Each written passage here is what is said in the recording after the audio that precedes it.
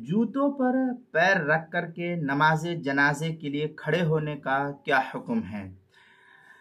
अगर ज़मीन नापाक हो, खा भीगी हो या खुश्क हो, सूखी हुई हो, और जूते का ऊपरी हिस्सा पाक हो, तो जूते उतार कर उन पर खड़े होकर के नमाज जनाजा पढ़ना दुरुस्त है, इसमें कोई हरज नहीं।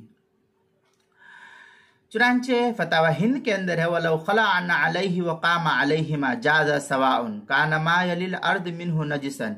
इस तरीके की इबारत फतावा हिंदिया पहली जिल्द सफ़ा 62, तातारखानिया जो पुराना छपा हुआ नुस्खा है कराची का, उसकी पहली जिल्द 421, और नया छपा हुआ ज़करिया बुक डिपो देवबंद का हिंदी नुस्खा उसकी दूसरी जिल्द सफ़ा 31, मसला नंबर 1594, किताबुल मसाइल उसकी पहली जिल्द सफ़ा 268 पर इसको नकल किया है। लिहाजा बारिश के मौसम में बहुत से मकामात पर इस तरीके से होते हैं, लोग जूतों पर खड़े होकर के नमाज पढ़ते हैं।